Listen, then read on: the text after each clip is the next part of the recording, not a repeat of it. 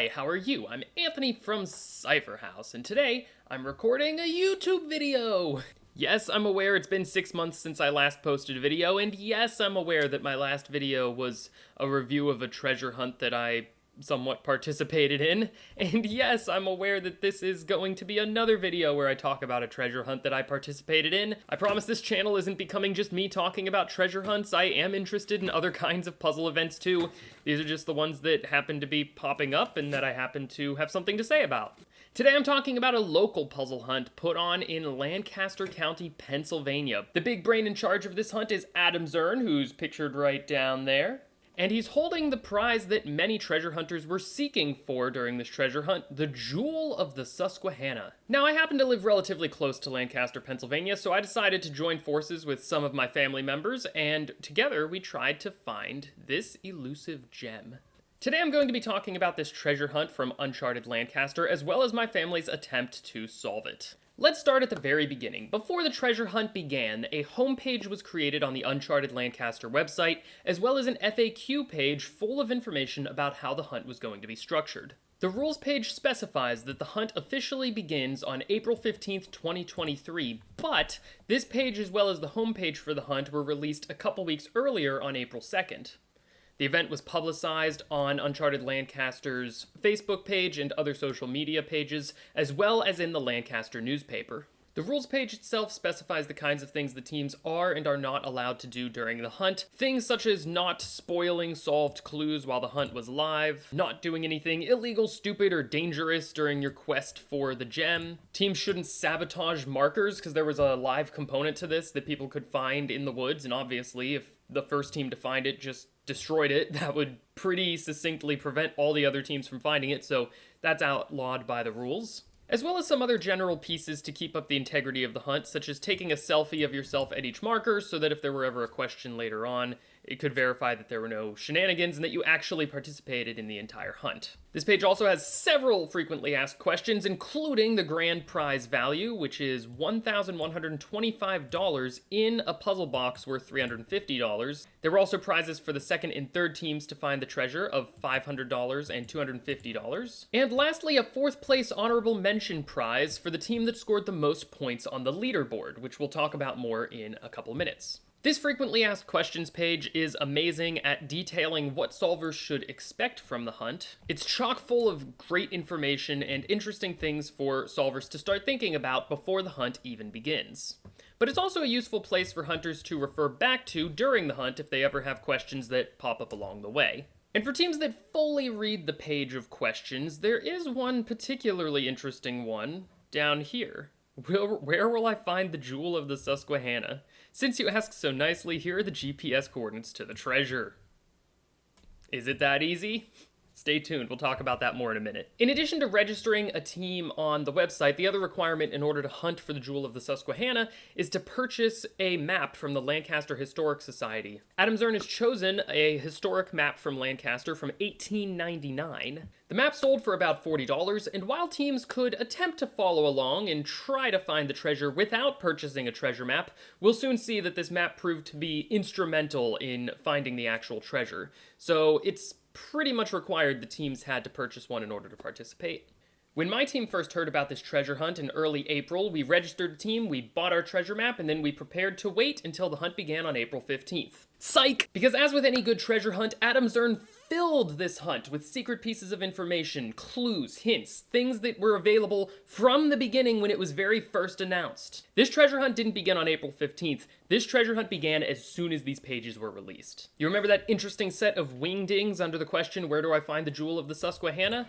That translates to, LOL, you didn't think I was really going to give it to you, did you? I like your moxie for asking. How carefully have you looked at the pictures on the page announcing the treasure hunt? On the homepage of the hunt, there is an image gallery of photos of gems. There's the Jewel of the Susquehanna, there's some blue sapphire type gem, there's a green, maybe jade kind of gem, as well as an orange, perhaps amethyst kind of gem. And oh, what is that?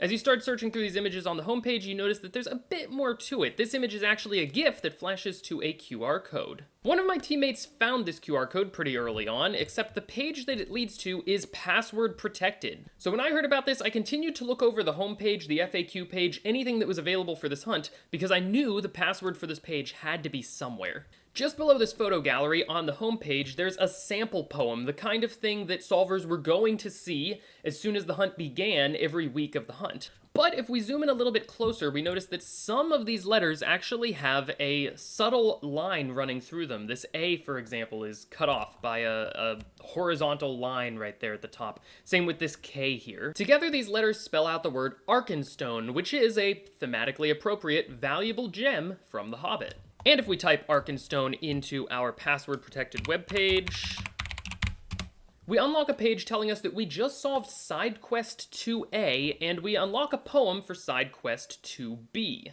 My team unlocked this webpage, and we immediately had several thoughts. The first one was, wow, we're already making progress on the treasure hunt. Also, we wondered where this poem was going to take us, and we started brainstorming on that immediately. But also, it was not lost on us that this page was called Side Quest 2A and 2B. That seemed to strongly indicate that there was a Side Quest 1A and 1B, and we had no idea where to even begin to search for that. The poem for this part reads, "Near Lancaster's apex, a bonus marker hides. Behind a birdhouse is where it resides. Inside a mountain preserve, follow a blue trail. Look for it up the hill past a babbling brook, if you want to prevail." The first thing that my team searched for when we read this poem was Lancaster's apex, the highest point in Lancaster County. A quick Google search reveals that the highest point in Lancaster County is Texter's Mountain Preserve, which does indeed have a trail running through it. So my team decided to make some plans to meet up before the treasure hunt even began to check out Texter's Mountain. And in the meantime, the treasure map was shipped to us. It came in this cardboard tube, and this is the actual treasure map. It's inside here right now. So when my family first got together, we started examining this treasure map for clues and other things that might be involved in the hunt. Additionally, in the tube with the treasure map was an invoice, and Adam was very clear in his promotional material that solvers shouldn't throw out anything that they obtain as part of the treasure hunt. And if we start examining this invoice with our treasure map, we start to see there's some interesting things, such as it's billed to a person named Joan Wilder. There's also a poem at the bottom. "The pen is mightier than the sword, were words no Spartan ever said, but a pencil unwraps a password stored for a challenge that lies ahead." Now, many of the interesting features of this invoice are just movie references, specifically to Romancing the Stone. However, on the back of the invoice, there is this interesting strip of information. And when you pair this strip of information with the poem that we just read about a poem unwrapping a password for a future challenge, we began to gather that solvers were supposed to wrap this part of the invoice around a pencil and then read what was written as a result. When my team did this, we obtained the phrase Kyber crystal, which is again a thematically appropriate gem from the movie Star Wars. Finally, just as an added measure, my team decided to run a black light along the map to see if anything had been written in invisible ink. Sure enough, on the back of the treasure map, we were able to find something. This is the information that was written on the back of the map. It's another web page, and it says, "The previous line will deny unless you unlock with the forbidden eye." And sure enough, if we go to that web page, we find that it is, again, password protected. However, when my team first solved this, we were excited to learn that we had at least solved the mystery of where Side Quest 1A was located. The rest of this phrase told us that we needed to unlock the web page with the forbidden eye, and a quick Google search of that showed me that this was a Indiana Jones-based ride in Disney. That Google search also brought up the code that we used to decode that message. This message decodes to Moon of Baroda, which is another valuable gem. Typing in Moon of Baroda into the password-protected page unlocks Side Quest 1B. No seeds grow this ancient plant that adorns a path of steep ridge slant. Follow it down to the muddy river's flow where Galadriel's mirror waits above a gravel plateau. Standing at her elvish basin, look 360 for the marker's location. My team found this poem before we had made our trek to go look for Side Quest 2B, so we started brainstorming as to what this GIF could be telling us. To me, the phrase Muddy River stood out as there's a reservoir called Muddy Run in Lancaster County. And so we decided with a full day to spare that our first trip would be to Muddy Run. The problem is that there are multiple places to look around Muddy Run. There's an actual hiking trail over here, which is off of kind of the main park area. But since the treasure hunt is called the Jewel of the Susquehanna, we couldn't rule out that it was hidden somewhere down here along the Susquehanna River, which is where Muddy Run eventually lets out to. We looked in several of these locations, and to me, the most promising one is actually this path that runs around the dam at Muddy Run, right in front of this power facility. My interpretation of the poem was that no seeds can grow this ancient plant, aka a power plant. Unfortunately, this side of the path that leads around the dam is blocked off to the public. However, the opposite side of the path, right here on River Road, is actually a public entrance to a hiking trail. We can't see much of it on Google Maps, but this is the parking lot and the trailhead is right here. We followed this path down until it overlapped with Muddy Run, as the poem suggested, and we found an area that I felt confident should have the marker that we were looking for. I was so confident I even captured a video of the area. No seeds can grow this ancient plant, the power plant, that adorns this path of steep ridge slope. Follow it down to Muddy River's flow. Muddy Run comes out right there. Galadriel's mirror awaits above a gravel plateau. That could be Galadriel's mirror. Everything was there. But Muddy Run was incorrect. We were at the completely wrong place. This just goes to show that sometimes no matter how confident you are in your solution to a puzzle, sometimes there's another equally possible answer that you just haven't found yet. After searching for a very long time at Muddy Run, my team eventually gave up and decided to head back to try to rethink our solution to the problem. And I happened to notice that if you open this image in a new tab, the title of this image is Conoy Wetlands Basin, and Conoy Wetlands Nature Preserve is another park within Lancaster County. Also, remember that poem for Part 2B that talked about Lancaster's apex, the one that we thought was talking about Texter's Mountain Preserve? If you open up that image, the title turns out to be Climbers Run Birdhouse. This felt so obvious. Of course we had been way overthinking it. How was anybody going to figure out that a steep ridge sloped plant was actually a power plant?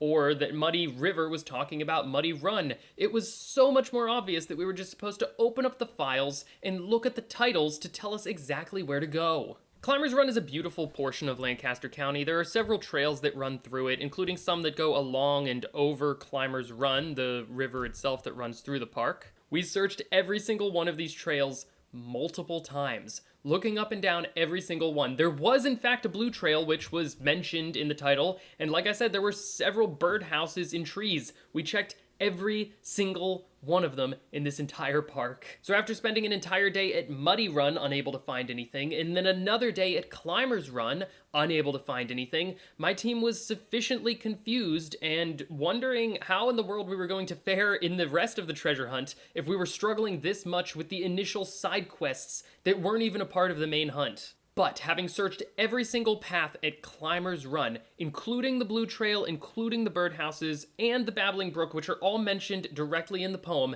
and still being unsuccessful, I had to come to only one conclusion. The titles of these files, climbersrunbirdhouse.jpg and conoywetlandsbasin.gif, were red herrings. Adam Zern really went the extra mile to fool hunters with these file names, and while it is a little bit inelegant to name the files an actual place that solvers could go and to never actually use that for anything, I gotta give it to him, because this is probably the farthest that I've ever gone down a red herring path and just been completely stuck and unsure of what to do. And while it's really frustrating in the moment, it does kind of make the actual moment when you figure it out that much more satisfying. And we did eventually solve it. My team decided to scrap our assumption about these file names being important and went back to our original interpretation that this was talking about Lancaster's highest point at Texter's Mountain Nature Preserve. Once we got there and we started looking along the trail, we determined it was in fact blazed blue along the way. Over at this part of the trail, you also cross over a river, and soon after that crossing, there is indeed a birdhouse. And once we found the birdhouse, it wasn't long for us to find this marker saying the phrase "Golden Eye." With that marker, we successfully completed side quest 2 that started on the FAQ page with the wingdings and eventually led us to the highest point in Lancaster. Now that we knew the file names were indeed red herrings, we went back to trying to decipher this Galadriel mirror poem, but using only information from the poem itself. I realized that the way that I originally tried to solve this poem was by taking a middle portion of it, Muddy River, and using that to give me the location. But that's not really the standard when it comes to treasure hunt style poems. Usually, the first couple of lines are meant to be a broad description of the location, and then as you get deeper into the poem, you start to get more and more specific into things that you can only see while you're there. So we focused in on the lines, "No seeds can grow this ancient plant that adorns a path of steep ridge slant." One of my teammates had the theory that an ancient plant without seeds could be a seed that actually grows without plants. They found several of these, including moss and ferns. A different one of my teammates found a list of all the trails and nature preserves in Lancaster County, and they just started reading through it. At a certain point, they read off the phrase Fern Cliff, and we all said, "Oh."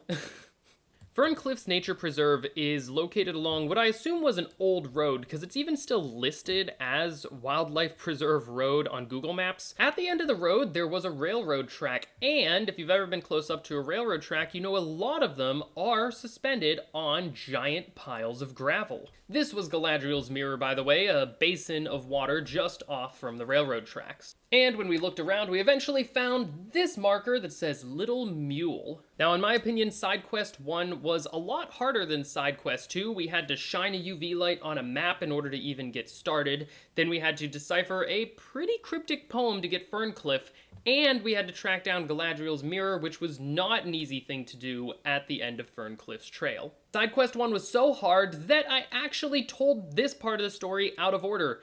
We didn't solve Side Quest 1 until after the first week of the treasure hunt had began. Yeah, that's right, in case you forgot, none of this was actually for the treasure hunt. This was all just warming up. But even though it didn't directly help anybody to find the treasure, doing these side quests, in my opinion, was a very good idea, both for Adam to actually put them on, and for solvers to actually go through, because it gives you an idea of the kinds of things to expect during the actual hunt. The main hunt was split into 5 sections. 4 initial weeks that each gave a component of the GPS coordinates, and then the final 5th week where teams competed to find the treasure. Teams needed to complete the first 4 weeks in order to find the information necessary to find the treasure in the final week, kind of like a meta puzzle in a puzzle hunt. But the only one that actually mattered for time was the 5th week. The first 4 weeks also all followed a very similar structure, so I'm not going to talk in detail about all of them. For starters, let's look at week 1. This was the page of information that was released at 8 a.m. on Saturday, April 15th. The poem has been mirror imaged, but some quick photo manipulation can fix that. Once the poem is flipped around, we can see it reads, "O Lord my God, is there no help for the widow's son? Before the bridge is completely overrun, with your fellow brothers rush to guard 15's front door, then scan for the answer on a nearby sign's decor."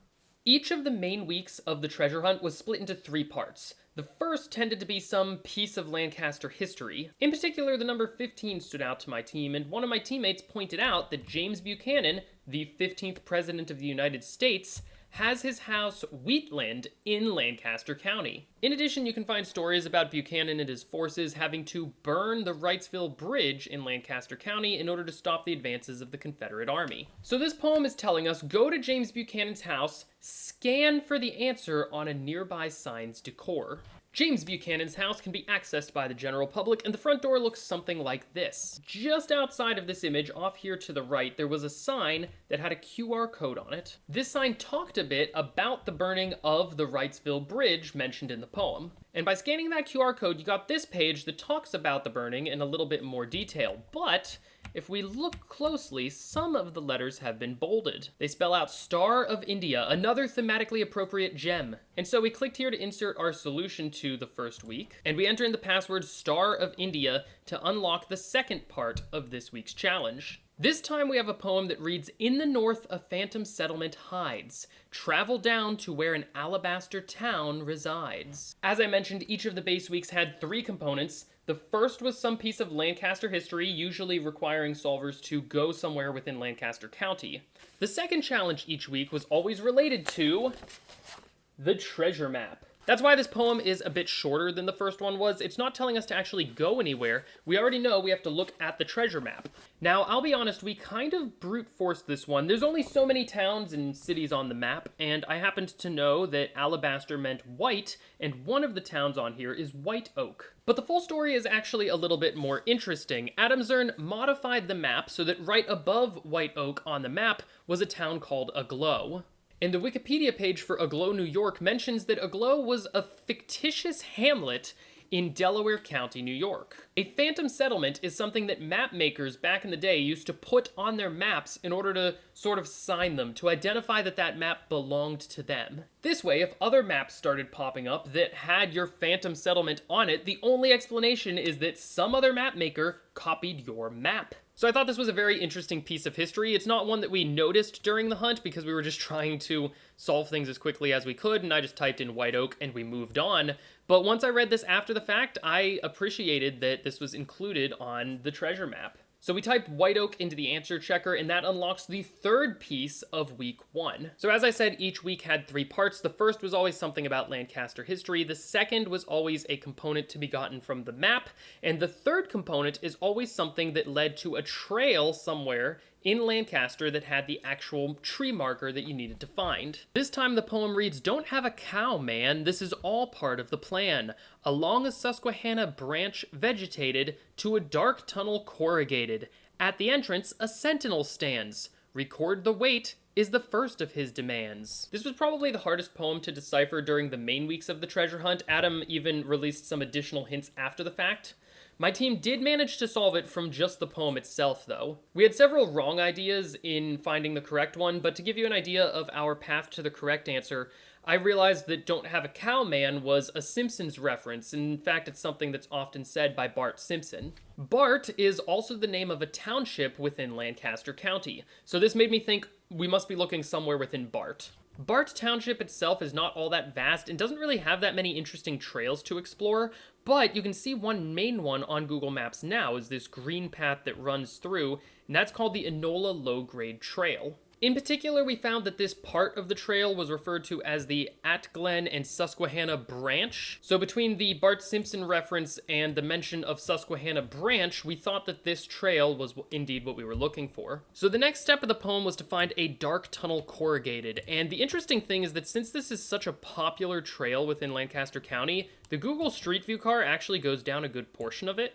So I was able to follow this Google Street View as it went down the trail, and eventually you can actually see that there is a corrugated tunnel right here along the trail. So we made our way here to the entrance of the tunnel, and right in front of it, we noticed there's this pole for electrical wires running overhead. And you can't see it in the Google Street View, but on the one side of that pole was this sign that very clearly lists a weight of 37940. Entering 37940 in as the password for this part of the hunt gives us the final part of week 1. All of the other weeks had only 3 parts, and so this one was a little bit unique in that it had this 4th piece tacked on. It kind of made sense though, because the corrugated tunnel was a pretty distinct landmark for solvers to find, and the actual marker that's described by this final poem is not very far away from the tunnel.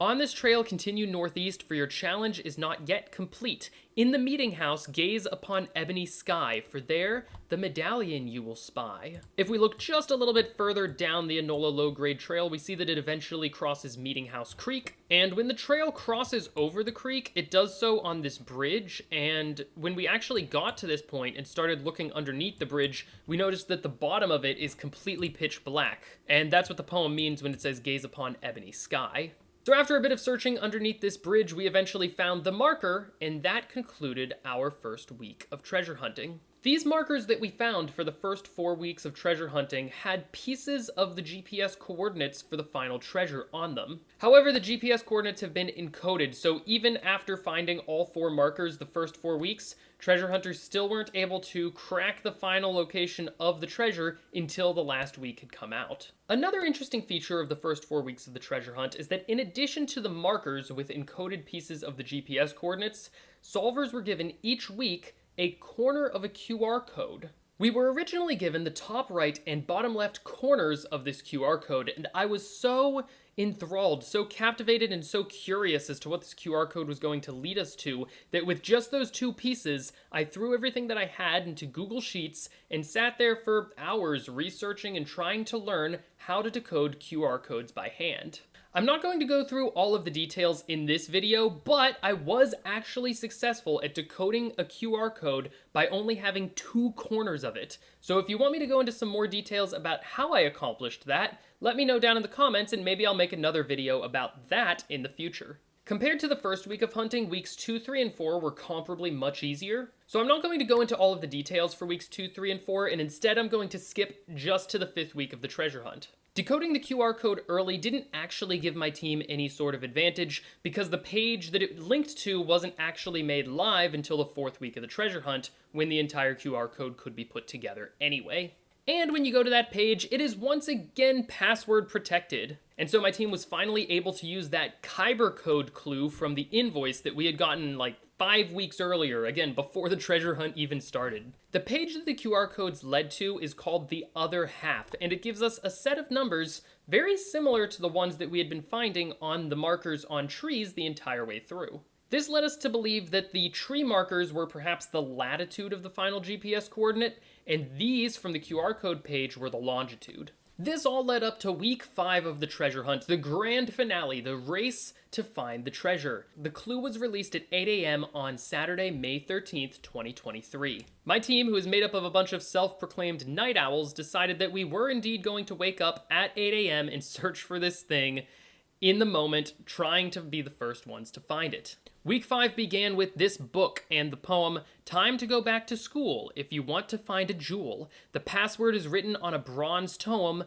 where the old commoner sits not alone." Within seconds of reading the poem, I googled the old commoner because that seemed like the most standout phrase in the poem, and up came Thaddeus Stevens, who also has a college in Lancaster County. So my team wasted no time. We jumped in the car and started driving to Thaddeus Stevens while brainstorming what the rest of this poem could mean. We knew that we needed something on a bronze tome, and we were able to find from our phones that this statue existed on Thaddeus Stevens' campus. We thought that the information we needed might be on one of these signs around the edge, but it turned out it was actually in the book on the statue itself, which is great because it means teams couldn't just look at Google Maps to find this. They had to actually go there because you can't quite make out what's written in this book from Google Maps. We made it to the statue at Thaddeus Stevens maybe just 15 minutes after the initial clue was released, and there were already dozens of teams gathered around this statue. I managed to snag this picture of the book, and then my team quickly retreated back into our car. We realized that the left-hand side of this image is a book code, and if you interpret it as line, word, and letter, you're able to spell out the final answer to this first part of week 5. That answer is Leche de la Madre, which is again a reference to the movie Romancing the Stone. So while we were still sitting in our car, we got the second part of week 5, which reads, "If you search south of Mannheim,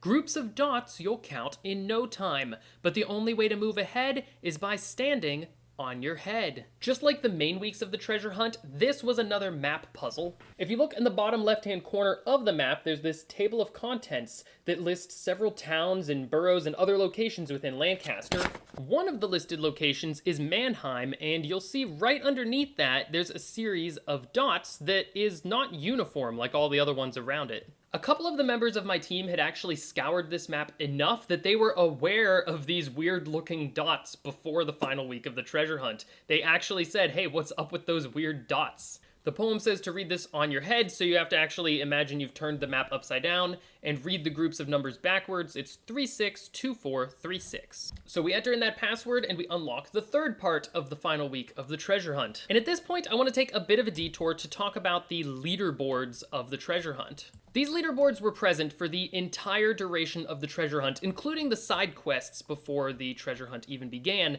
and teams always had access to this in order to be able to tell how they stacked compared to the other teams. These leaderboards also show that the first team to complete each challenge was awarded 5,000 points. The second team got 4,900 points, and the point values continued to decrease until they got to 1,000, where they stayed constant. These points were added up across all of the challenges, and that was the criteria for how the 4th place honorable mention prize was awarded. We solved the first part of week 5 about 15 or 20 minutes after the initial clue was released, but because we were so excited, we actually forgot to log our progress on the leaderboard until after we had solved part 5B with the dots on the map. And like I said, there were about a dozen or so teams there at the statue deciphering the book code when we got there. And in fact, our team didn't log our spot on the leaderboard until 16th place. And like I said, we're some self-proclaimed night owls, so we actually named our team the Night Owls. Kind of a mini protest at the clues being released at 8 a.m. But even though we logged our progress to 5A a little bit late, we were the 2nd place team to log 5B, just because somebody on my team, like I said, had already seen those dots and already knew exactly what the poem was referring to when we read it. This led us to the 3rd part of the final week. To locate this oval, you'll have to be focused. Find it high above the Conestoga at its lowest. And then there's this picture of an oval. The Conestoga River also runs through Lancaster County, and it empties into the Susquehanna as well. So we determined that the lowest part of the Conestoga River was probably the point where the Conestoga meets up with the Susquehanna here at the Safe Harbor Bridge. The Safe Harbor Bridge is on the Enola Low-Grade Trail, the same one that we were at back in week 1 of the treasure hunt back in Bart County. And if we look at this bridge on the Google Maps street view of the Enola Low-Grade Trail, we see that there are oval signs on the bridge, although again, the quality is too low to be able to see most of them, so we had to go here in person. By the time that we made it to the sign on the bridge, the day was starting to look particularly stormy. You can see some of the rain on the sign itself. And we were not alone. There were other teams on that bridge with us looking at the sign, trying to get the information that they needed. We managed to extract the correct letters based on this image of the sign on the page, and we logged our progress, although we had dropped down to 4th place. This is about an hour now after the initial clue had been released. But we didn't have time to stop and worry about the other teams. We had to keep going, and when we entered in the password from part 3, we got this poem. Finding the key in Lancaster might prove a pain, but it's not a crisis if the jewels still remain. If you don't find the treasure, you'll surely yelp, so decipher with Beale's numbered help.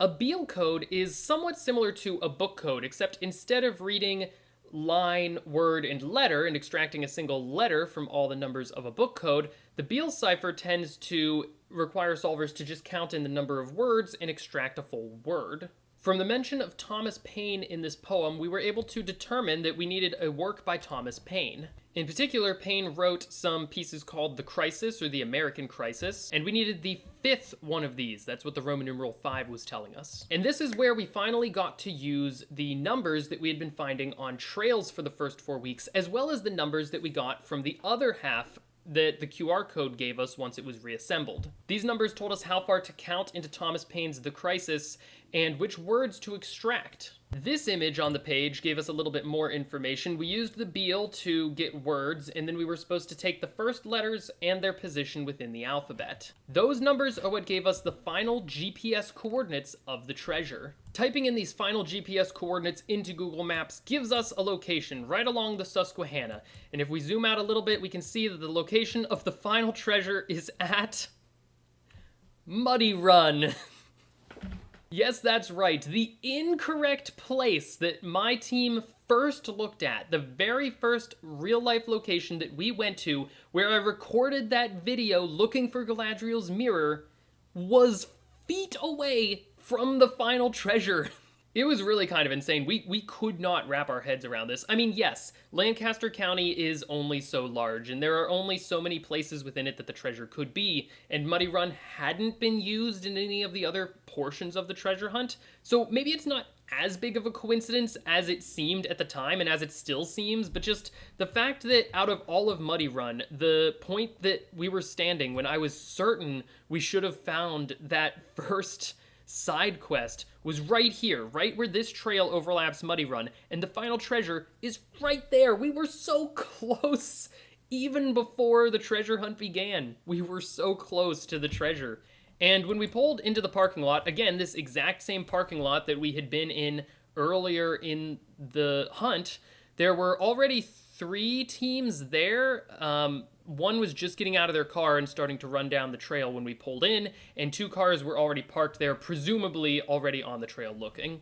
And so as we made our way along the trail, towards the treasure in the rain, we thought that there were at least 2 teams in front of us, maybe even 3. We were just kind of hoping for second or third place at that point. So when we made it to the final location and we found the final marker on the tree that gave us the answer to submit our progress to the hunt, and when we found the treasure box that had a bunch of plastic jewels inside of it as commemorative tokens for anybody who completed the hunt, we thought that other teams had just made it there before us and managed to get out somewhere into the woods before we had even found the location. We were kind of surprised that we didn't see any other teams nearby at this moment. So we collected our participation prizes, which were these small plastic gems that came in the ammo box, and recorded our progress in our phone as we started to make our way back to the car. We were all quite surprised when my phone started to ring. See, as it turns out, that final set of paths in the woods at the very end turned out to be a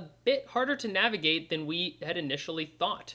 The reason that we no longer saw any teams nearby was because nobody else had made it to the treasure. And my phone was ringing because Adam Zern, the creator of the hunt, was calling me to tell me that our team had won the Uncharted Lancaster treasure hunt. In fact, I was craftily avoiding it the entire time that I was doing this video, but on Uncharted Lancaster's website, you'll find this picture of me along with my brother, Nick, and his wife, Ashley, standing there with the treasure at the end of the hunt. So even though I'm sure a lot of people who watch my videos aren't necessarily located particularly close to Lancaster County, I wanted to give Adam Zern at least a bit of a shout out here on the channel because he genuinely does some pretty amazing work, both in educating the general public about history and Lancaster history specifically in a fun way, also encouraging people to get out of their house and explore the wilderness and to go down these trails that we never would have even heard of otherwise if it weren't for these kinds of adventures, but also creating a treasure hunt that was outstanding in so many ways. And yes, I could nitpick little pieces of the treasure hunt, such as the inelegance of putting other park names as the titles to files, or the fact that a lot of the answer checking is really case sensitive on this website, and that made it really challenging to check answers sometimes. There's criticism that I could give, but the majority of this treasure hunt was just so well done that I didn't want to make a video where I just pointed out and nitpicked a couple of things about the hunt that I didn't like. And instead, I wanted to take you, the viewer, on this trip with me, the trip that I went through for this treasure hunt, some of the things that me and my team got the opportunity to do, all thanks to Adam Zern and Uncharted Lancaster. But also I wanted to talk about some of the great things that Adam Zern has done with this treasure hunt, and I feel like I've highlighted a lot of them throughout the video. I think Adam Zern is a bit of a master at writing the poems that we frequently see in treasure hunts. And I say that as somebody who typically hates the poems that come in treasure hunts. They're usually so vague, so general, and have so many possible solutions that I find myself more frustrated than excited about solving them. But Adam Zern writes his poems in such a way that they follow the typical structure of starting out general and slowly getting more and more specific. He puts in enough confirmers to let the solver know as they're going that they're in the right place. And a lot of the time he manages to balance that line between being so vague that it's basically unsolvable and being so specific that it's trivial to solve. So I kind of just threw this video together. I didn't have a script or anything. I've just been kind of talking about this treasure hunt off the cuff for about 3 hours now. Hopefully I can trim that down into something that's a bit more watchable and digestible on YouTube. If you are ever in the area, I highly recommend that you check out the site. There are several adventures that Adam Zern has created and posted on his website. Some of them are filled with puzzles, and some of them are filled with riddles, and some of them are just more of a guided tour along interesting parts of Lancaster. I haven't done all of them yet, but I want to do more because the ones that I have done are so interesting and so fun. Definitely check them out if you're ever in the area because you will not be disappointed. Or if you even wanted to look at some of the parts of this treasure hunt, I didn't go through everything. There were 5 weeks plus side quests packed full of stuff about this treasure hunt. And Adam Zern has done other treasure hunts in previous years, and the majority of those are still accessible and still playable after the fact. So massive thanks to Adam Zern, as well as his site Uncharted Lancaster, and all of the sponsors who made it possible for him to do what he's doing. I believe they are all up on the screen there now.